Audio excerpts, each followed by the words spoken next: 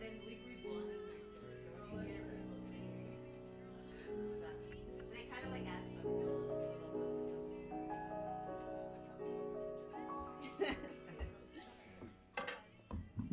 Okay, thank you guys so much for coming all the way down the hill. I really, really appreciate it. You do have to go all the way back up. So I really, really appreciate you. My name's Beth Knight. This is actually, oh, come on in. This is actually my first Fringe show. So I'm a painter, and this venue actually has my paintings in it. But it also has Legally Blonde, the musical, which is going on right now. So when you guys hear that in the background, just know it's part of the full Fringe experience. I would be really mad about it, but that is one of my favorite movies, so that's fine. So my name is Beth Knight. This is my show, Who Told You to Be Small, and it's about my artistic journey as a painter. And my whole story starts, we're actually gonna look at this TV, not with one of my paintings, but with this painting. This painting is a painting by Jenny Saville, and she's a British painter. And she painted this when she was 20 years old, back in the 90s. And I was a young art student out in San Francisco. I was learning how to paint. I was in my early 20s, and I saw this, and it completely blew me away. Like, it completely blew me away. Like, it's the size of this room. It's the biggest thing you've ever seen. And I had never seen anything like this. Like, I was an art student who came from Oklahoma, which is a very conservative state. I went into art school kind of thinking I'd be like a cartoonist, or maybe like a comic book painter, and I ended up loving painting, so I started to do painting. But I didn't really have an art history degree, so I'd never seen stuff like this, and this completely blew me away. Mostly because, so when you're learning to paint, one of the things you do is you do master copies, right? So you'll take a painting done by somebody who's much better than you, and you copy it to see like how they did it. And we did a lot of like Renaissance copies of like in my school, and the problem with masters from back then, all the masters are guys, because they successfully kept all the women out of the room until like the 1900s. So you get a lot of like male gaze kind of paintings. So this is John Ingres, and this is a complete lie from the start, because like no woman I know lounges. So already off the bat, not true. But also, okay, so what we would do is, we would like stroke for stroke, we would just copy it. We wouldn't sign our name to it, but we would copy it.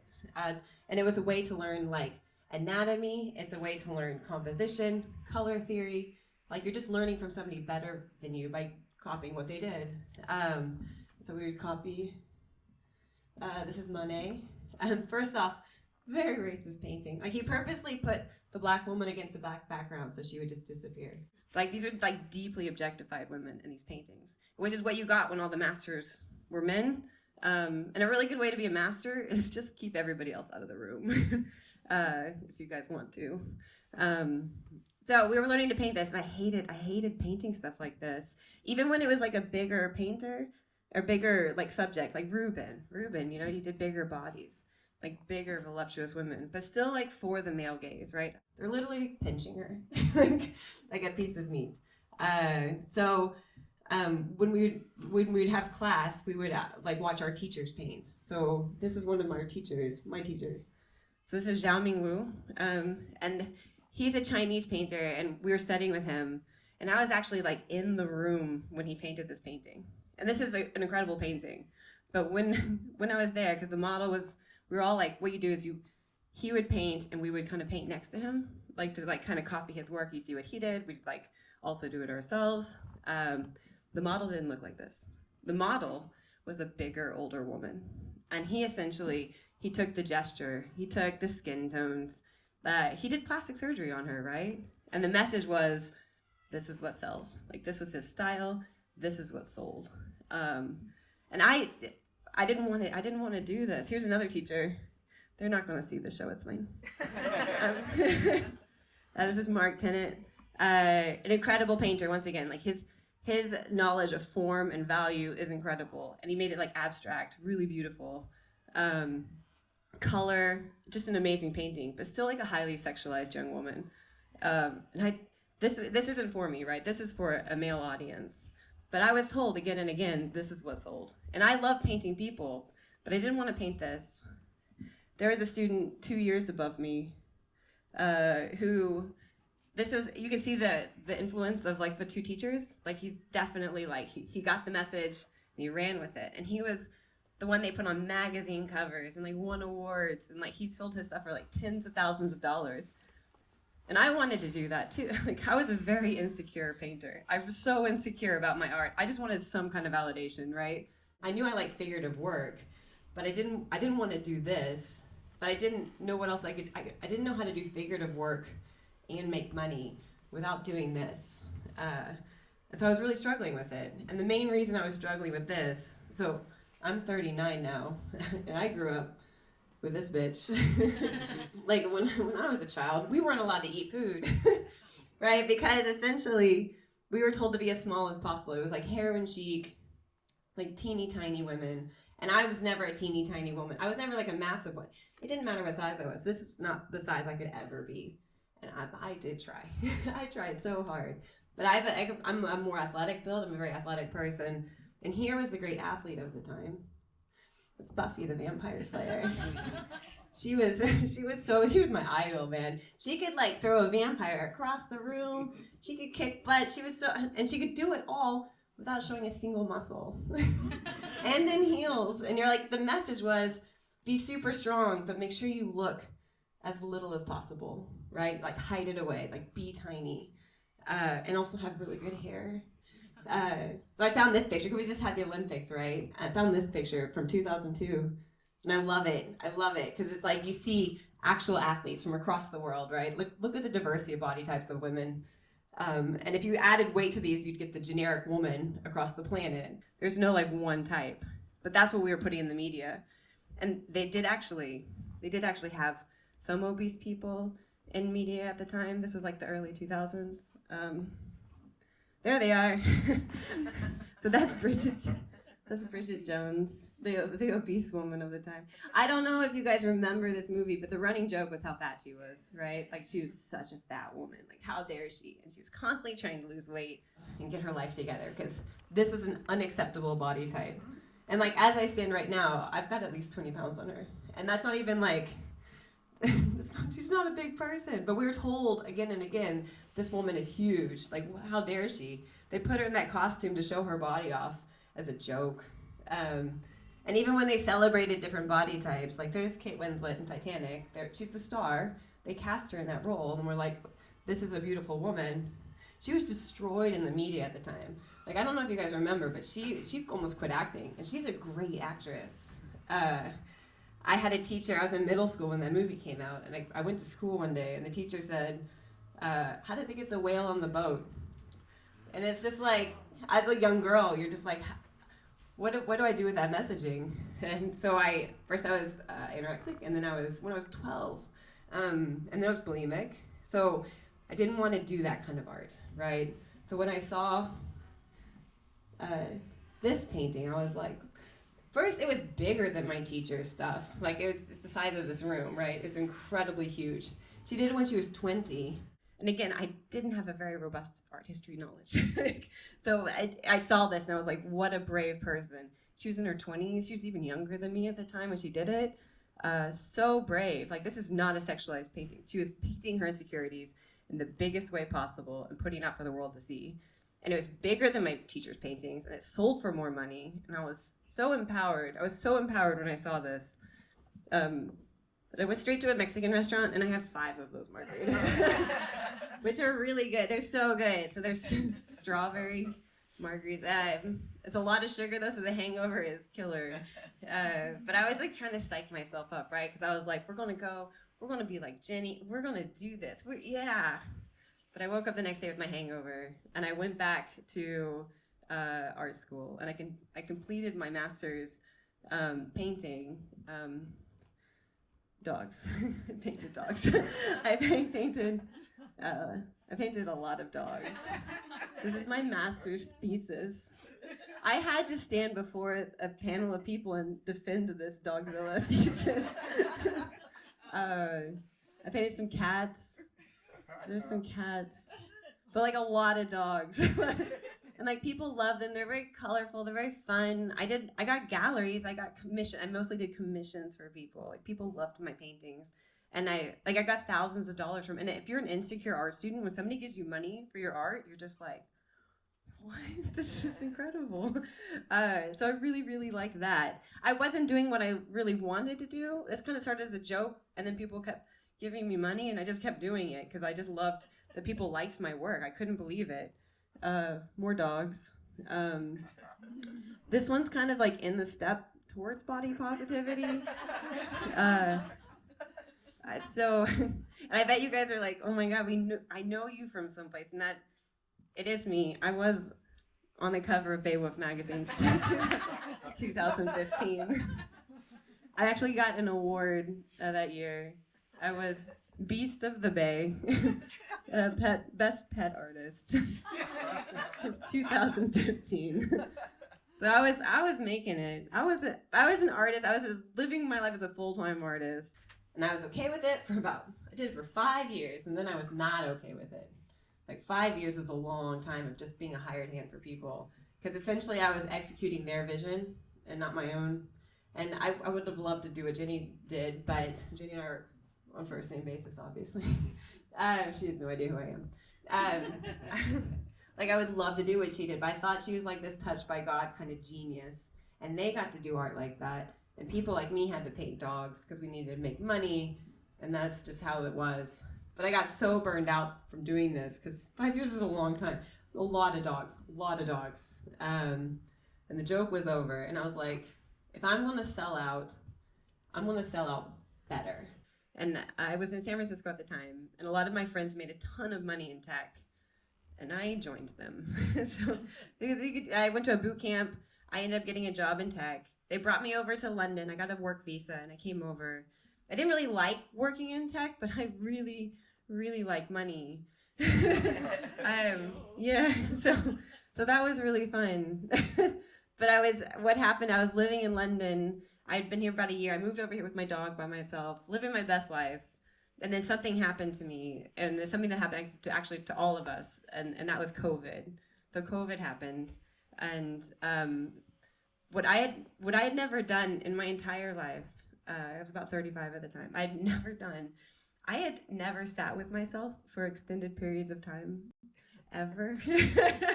And so, like after I finished Tiger King and Gilmore Girls and like every other show that was on there, and I drank every ounce of wine I could find, like I realized I was like in deep trouble because I had no idea how to feel my feelings. And I was the kind of person who would just move and work and do things constantly.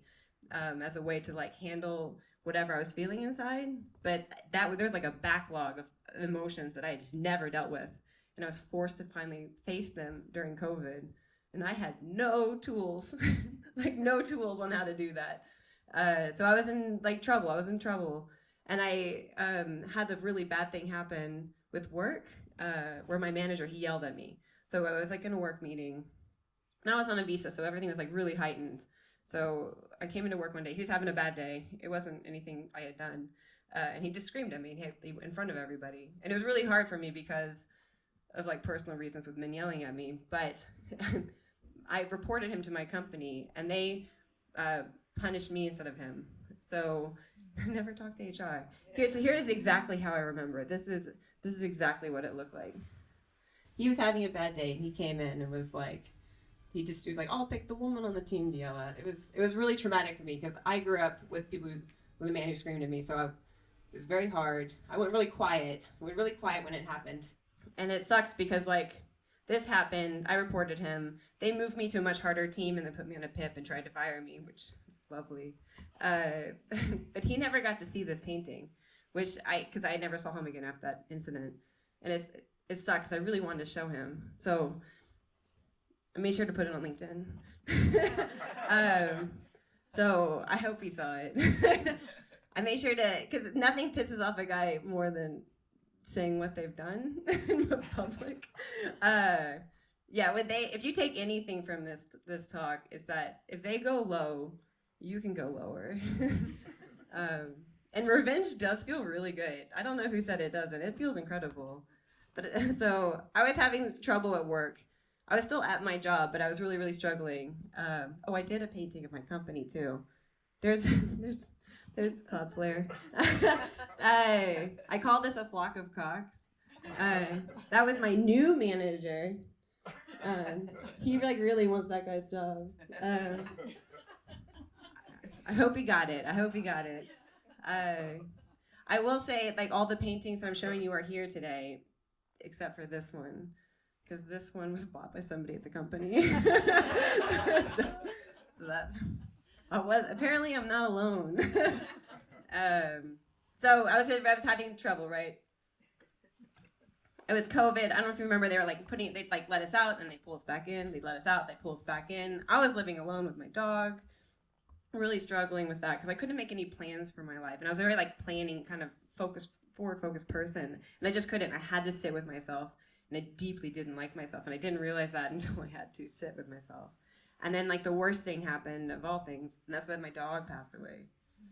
Like right after. And I do think bad things pile up. So that's my baby Jaeger. And he came with me to London.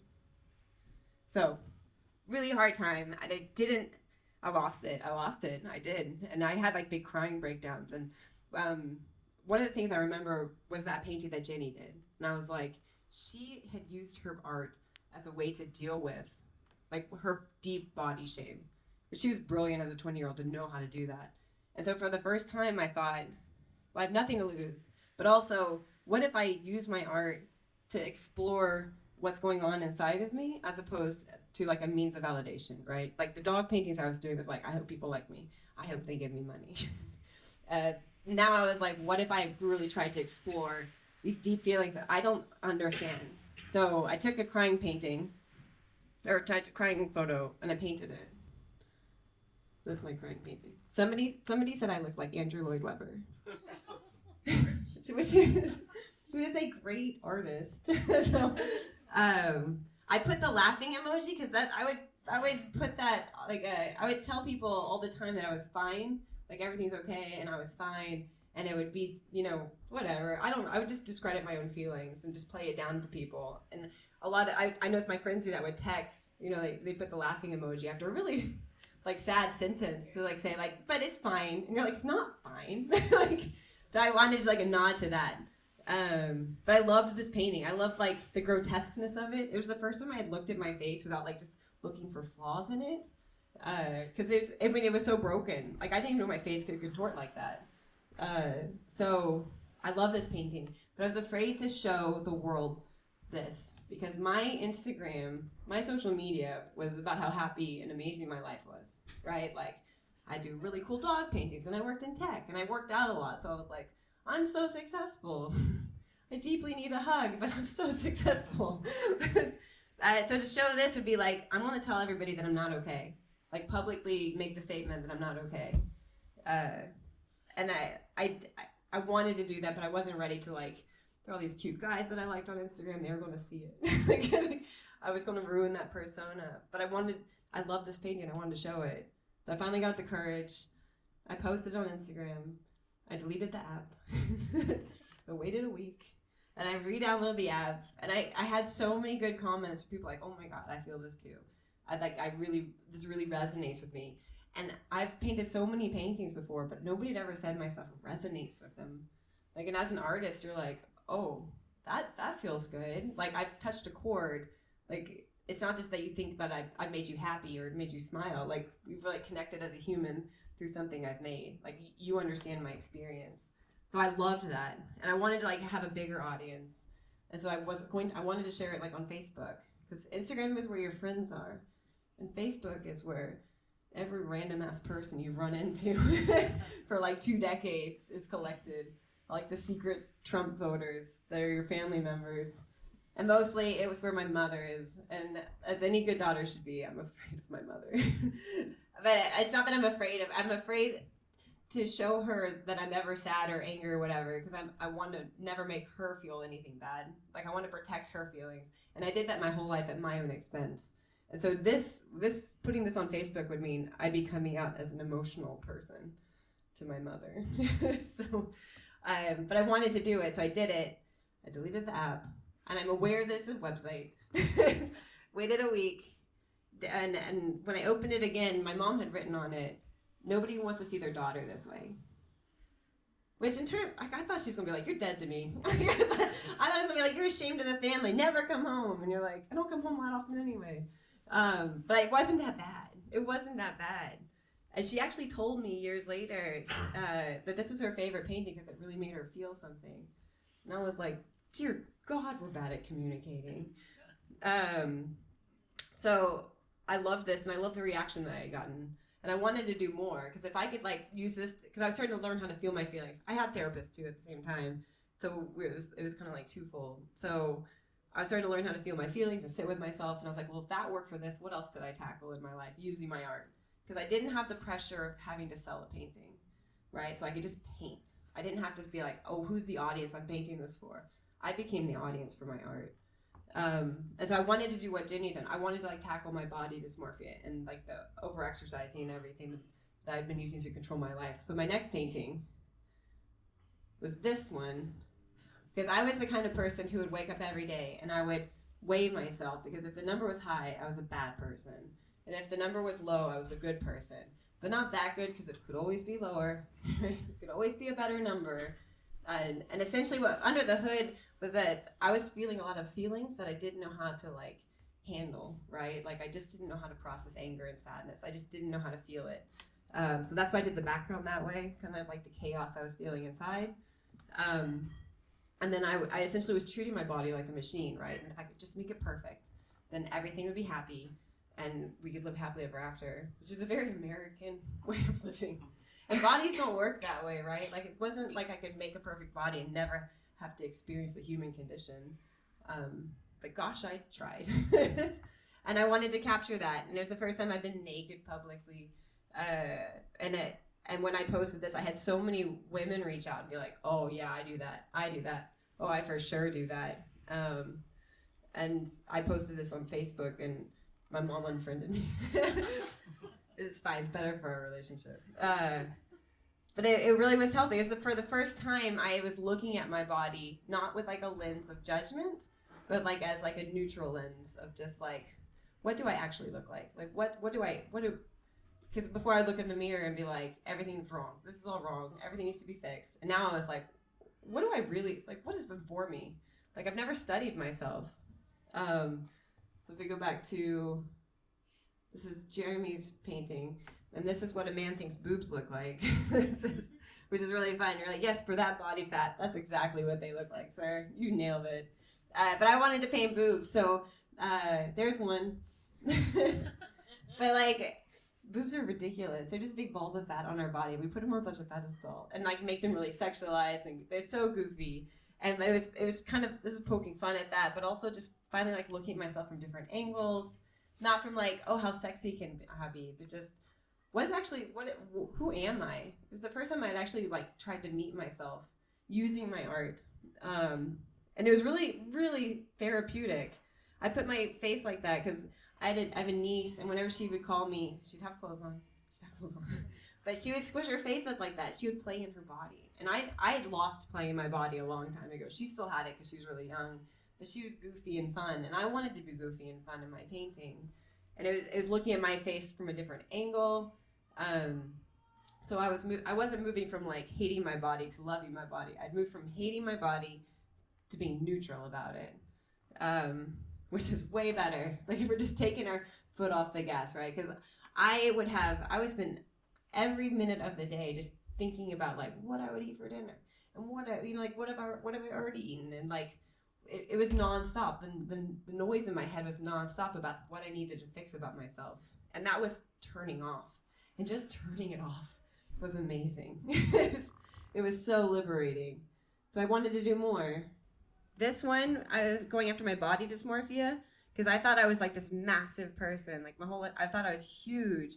And I don't think that's my fault because this is the kind of stuff I grew up with. So I just thought I was a gigantic person because I'm not like wafy thin. But this is kind of playing with the idea because this painting is quite big, about how I would I would eat certain foods or like think about food all the time and think about calories and like exercise and like how I could become smaller, and it was constant, like it was a constant narrative. There wasn't a single hour of the day that I didn't think about my body and how to change it and how to control like everything about myself. And there was just so much despair, and I wanted to capture that in this painting, and about how so that was like the look I wanted to capture in my face. And then I removed all the color from it because I wanted to show like there wasn't a lot of life going on in my life at the time. Like I wasn't experiencing things. I was so invested in like controlling my world around me that I couldn't control the world around me, especially like COVID. Like I had no control. And as a person who deeply loves being in control, that is not okay. So like that internal fight, right? And I was losing it because I can't control the world around me. So that's what I was trying to get with this painting. And somebody told me like paintings like this actually resonate with people more. They make them feel less alone because it speaks to your humanity, right? Like you see this and you're like, okay, I feel that too sometimes. Where if it's like a happy painting, you're like, fuck you, happy painting. I'm not happy right now. So I do feel less alone like when I'm with this painting. Like I have all these paintings, and I did look up narcissism, and it's not one of the definitions, I think. So just kept painting some. This is where I was starting to like tiptoe into like loving my body, because this one was really fun. You know how you take a selfie and you'll take like 50 and you pick the best one? I picked the worst one. So that was like really, you know, like you open your phone and you're like, ah! That's kind of what I was going for. But I had never like studied my face before, really, not really, especially like from different angles, and like actually looked at myself. And there's something that happens when you paint something. So like I could paint this chair for 12 hours and I would fall in love with this chair, right? Because I'm just so invested in it and I've spent so much time looking at it that I would love that chair. And that was what was happening with my body, right? It wasn't like, oh, this is a perfect body. It was like, oh, this is my body. Like, this is my home. This is what I live in. And I've never even looked at it. All these years, I've just been walking around thinking what was wrong with it and hating on it. So it was really fun to paint something like this. From this angle, I felt very like big, like I was taking up space, because it's also a really big painting. I felt really like you know, like a TV star, but like, you know, you look up at big images of people and they just take up a lot of space. And I've never taken up a lot of space before. And I do think that, because like this is a lot of imperfections in my face, and I love like the humanity of it. And I do think the new war on like young women is their face, because they're stripping them of their uniqueness, which, you know, my generation didn't get to eat. So I think that's the new war, and I think that's going to have more damage. So they're so clever. They're so clever with what they'll do to women. So it's doing more stuff, and by now I was in love with my body. Like I fell in love with my body. So I wanted to celebrate it. There we go. So I painted this one, and I wanted to like be like a queen in a throne, or like the Lincoln Memorial, or like the Godfather. I wanted to be tough and badass and like really take up space. Like that's as close as I get to man spreading. But that's the vibe I wanted, right? Like really taking up space. It's a big painting. I put the color back in it because I was feeling really good. And I didn't do like the hair and makeup because it wasn't that I was feeling like super attractive. It was that I was feeling like I just deserved to exist and like be okay in my body. And just having like the relentless noise was just gone. It was gone because I just like fought it relentlessly. I was really proud of this painting, and I entered it into the Royal Portrait Society, and I got into the final round. And I was so excited because I was like, oh, you guys recognize all this hard work I've done. Thank you so much. They were like, okay, well, just bring it in to the mall galleries. It's near Buckingham Palace, and frame it. And this painting's this big. I've painted hundreds of dog paintings. I've never framed anything. Do you know how much a frame costs? I didn't know how much a frame costs. Because like the gallery would frame it or the client would frame it. I've never framed anything. So I was like, yeah, of course I'll frame it. I took it in. 400 pounds. 400 pounds. I was like, no, it's okay, because I'm going to be a royal portrait artist. The Queen's probably going to buy it so, for way more money. So this is just the price of admission. It's no big deal. So I framed it. I took it in. They had the final judging, and they were like, no, you didn't make it into the final round. I was like, that could have been an email. I really didn't. This is a weird hazing routine you just did there. And I was so mad that they didn't choose me. I was so mad. Because I loved this painting, and I was maybe 4 pounds. And I've been doing all this deep unshaming work around my body, and I've uncovered my true nature, and that true nature is quite petty. So I was like, fuck, I can be royal a different way. So we went over to Buckingham Palace. We took a walk. That's as close as I dared to get. The frame made it really, really heavy. Stupid frame. The frame is here. You can see it. So I took it over. I imagine the queen was like cheering me on because she was still alive at this time. There was a girl, I just handed my phone because I didn't plan this. They rejected me, and I was like, fuck you, we're going on a walk. And so by now I had moved out of my flat into a art studio in Waterloo, which was near. So we just walked home. We just kept walking. It's so crazy because I was walking around London, right, with my giant naked painting. British people truly keep calm and carry on. Nobody gave a fuck. I was like, really? Nothing. There was another contest. They reached out to me. There's this. Have you guys heard of the Sky Artist of the Year? It's a TV show. So it's a TV show. I had never heard of it, but they reached out to me. So they sent me, a producer sent me this, and they were like, essentially it says, we like your work. Can you apply to enter? And at first I thought they were offering me to be Artist of the Year because I don't read things well. But they were like, no, can you please apply? We really like your work. And I was like, oh, okay, yeah, cool, thank you. So I applied to that.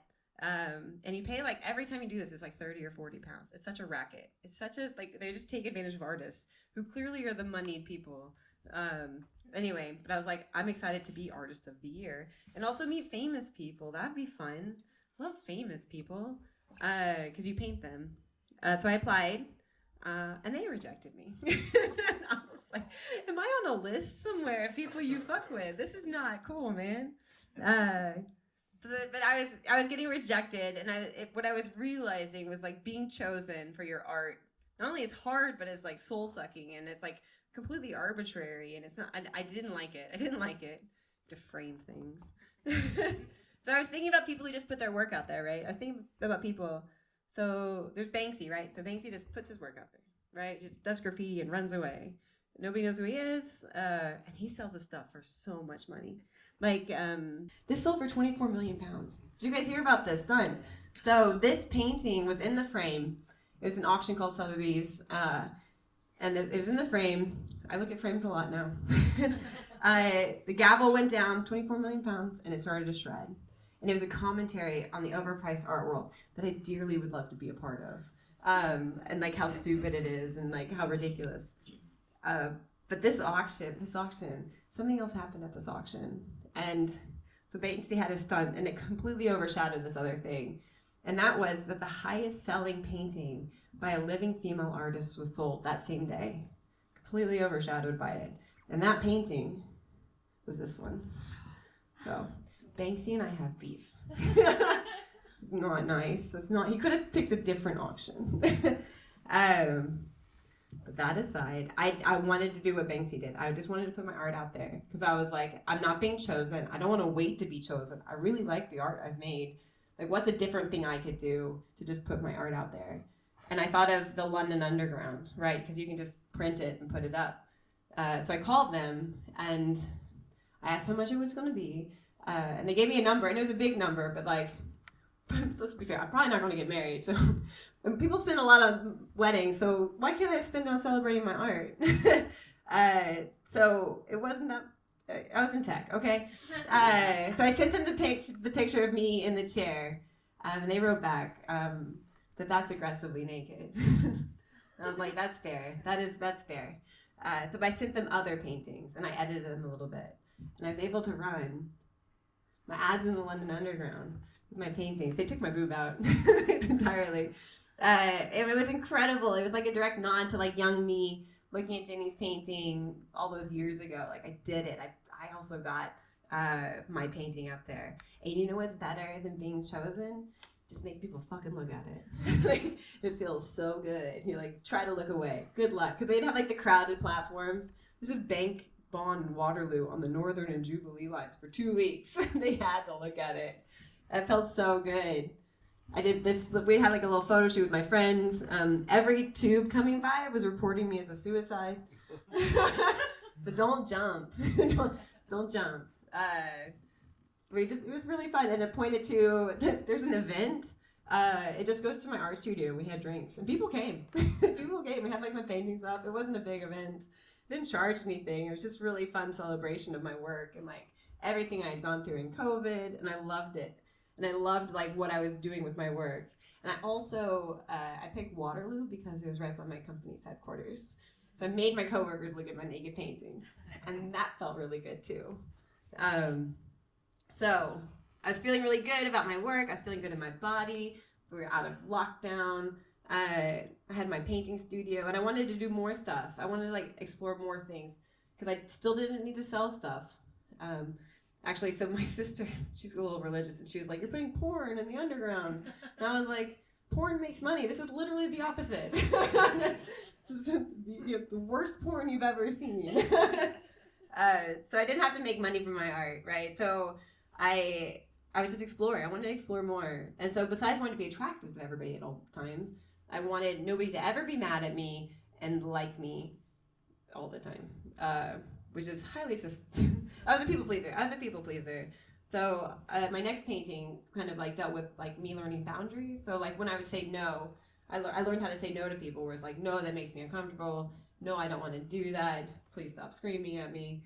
And when I did stuff like that, I felt like a bitch. Like I was like, but I wanted to play with that word, right? Like you stand up for yourself, and you're like, oh, they hate me so much. I'm being so mean for learning to respect myself. But I wanted to be playful with that idea, right? Because you're not being a bitch. You're just you're just standing up for yourself, and you're putting yourself above other people for the first time. At least for me, it was the first in my life I'd ever done that. And I was existing in a body that maybe society thought wasn't perfect, and being okay with it. So I wanted to like merge those together. And I wanted it to be colorful and fun and playful, because what was happening was this says who I am is more important than who you need me to be. Like I was learning to respect myself. I was learning to like that I was a human being first who deserved to be treated well, and then I was like a woman or whatever you needed to put on me second, right? So this work was teaching me to first that other people need to respect me, but more than that, I needed to respect myself, and the way I needed to like talk about myself needed to be better. And I learned that we're not born this way, right? We're not born hating ourselves. Like my niece, who's probably like 9, I should know her actually. She loves herself, right? She's still playful, she's still fun, she loves her body, she's having a good time. We haven't taught her to hate herself yet, and it's coming, and that's heartbreaking. Because like there's the patriarchy, which hurts men as much as women, right? Because it keeps everybody really small and easy to control. So the next art I wanted to do was going to be like playful and poke fun at that. So I have to start with the story. So in 2016, my girlfriend and I were drinking champagne, and by champagne I mean Prosecco, to toast our new female president of America. Because there was no way that they were ever, in my head, I was like, there's no way they're going to vote a celebrity who treats women and talks about women the way that Trump does. And it went to really sad drinking. So there's Trump as a penis. I did it before he was convicted as a felon, so I feel like I actually manifested this. Or he was held accountable for his actions. It's one of the two. But being playful and fun, and I can switch up my styles now. I really like to switch up my styles based on like what I'm feeling for that moment, because I like that this is a really serious topic, but I've done it in a playful way. And because like when I painted my Dogzillas, I thought I had to be a very marketable artist. I had to have like a distinct style that people could buy. Very capitalistic way of like looking at my art. But now I was like, I don't care if I do buy it or not. I just want to play and have fun. Kind of like a kid would play with like markers or crayons or Legos, like whatever they want to play with. I wanted to do the same thing. I made one for Rishi Sunak. He said, a man is a man and a woman is a woman. So there's a dick is a dick. I started doing stand-up comedy because like I was finding my voice and my confidence, and I had fun like running around London doing stand-up comedy. And this is my best joke, and he's not in office anymore, and that's unfortunate. And I did say I would never enter another portrait contest ever again. I said that, but I lied. I entered one more. I did enter the Royal. So the frame I would have bought for this would have been incredible. So I thought there'd be like one judge who was like, "Come on, let it in. Just let it in. It's fine. Just come on." That would have been amazing. But having fun, that would have been so cool. I did one for Oklahoma, so I'm from Oklahoma. Oklahoma just put the Bible back in schools. They just banned abortions after 6 weeks is when you realize you're pregnant. So they banned abortions. But it's also where they filmed Twister, the movie Twister. There's Dick NATO, just sweeping through the plains, taking out women's rights. I'm going to do this show in Oklahoma. I'm so excited. I think they're going to love it. But I'm just having fun, right? Like I'm having fun playing. I had some women on Instagram reach out to me because Instagram is so good for artists because you can connect with people all over the world and share your art. You don't have to all be in the same area. But there's some women in London who are graffiti artists, and they invited me to go do graffiti with them. And that was really fun. I thought I'd be better than I was. I showed up, I was like, I'll show you how this is done. And then it was chaos. It was absolute chaos. One of the cans like sprayed right into my face. And they're like, we've never seen anybody do that. But it was just fun. It was fun to be out doing art with people. Like I think graffiti is like the purest form of art because it's like you do it and somebody can paint over it the next day. Like it's not for anything. That's my friend Lee. Her handle's Hybrid Desire. Super cool. My handle, Beth. It's a work in progress. I don't know how to be cool. But I was having fun. I was having fun with a bunch of people. Colorful, big fun. I did this in Glasgow. I painted a unicorn. Now my handle's Mary Beth Knight. It's growing. It's really hard to do letters with spray paint. Somebody came by and wrote horsey on it. I was really mad about that, so I went back and wrote, I'm a unicorn. But I was having fun. Like my art was for fun, right? It wasn't for anything. I went to Barcelona and painted Jaeger. It's like a big tribute to him. That was really, really nice. But by now I'd worked through my body stuff. So a lot of my body stuff, I didn't need to do that anymore. Whatever I was processing, I'd work through. And now I just wanted to have more color in my life because that's the way I was feeling. So I did say you can do master copies as a way to learn how to paint. And it's not just for figure stuff. So you can do landscapes, still life, whatever. Because you're essentially having a conversation with an artist from a different period in time to see how they did what they did. Don't sign your name to it. So this is one of my favorite painters from San Francisco. It's Wayne Thiebaud. His stuff is so cool. Like I love like the whimsy of it. I love the colors. Like he used to be a graphic designer, you could totally tell. Beautiful work, and it's highly influenced my Dogzilla style. Like I definitely use this color palette. That's a master copy within a Dogzilla. I thought I was really clever. Because he does these cakes, and they're so fun. His painting's almost like delicious. So my latest painting was this one, where I kind of like bring it all together, right? So it's the colors and the whimsy and the fun of his landscapes with like my body stuff and how I like kind of rip myself open.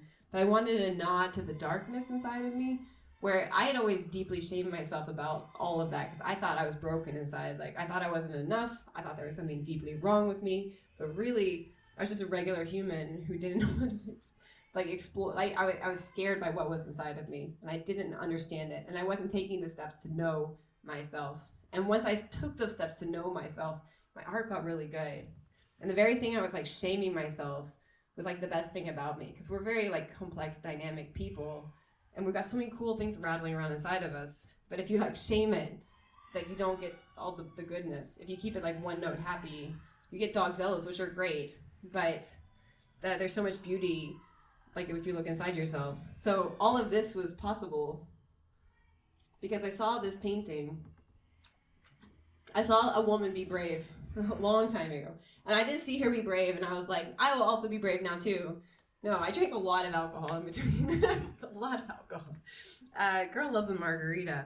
So I drank a lot of alcohol. Painted Dogzillas, worked in tech. I didn't go straight to being brave, but I had it in my head that somebody was brave once, and maybe I could be brave too.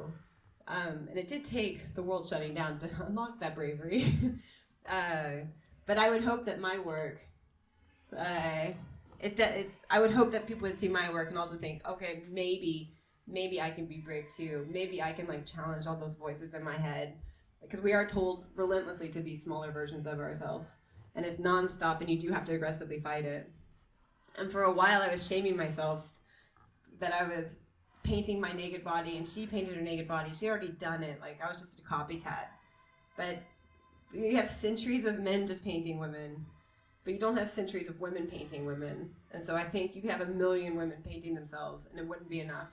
And we need to like change the narrative, because there's just so much negative stuff. Like I heard a statistic that in America, of 10-year-olds, 80% of 10-year-olds are currently thinking about being on a diet, or they are on a diet, which is heartbreaking, right?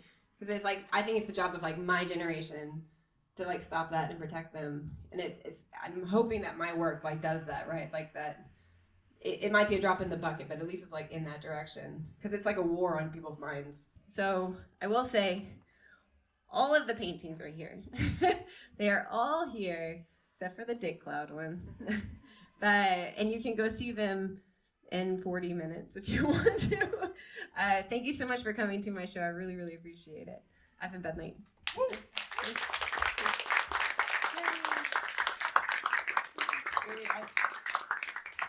That's it. You can go home now.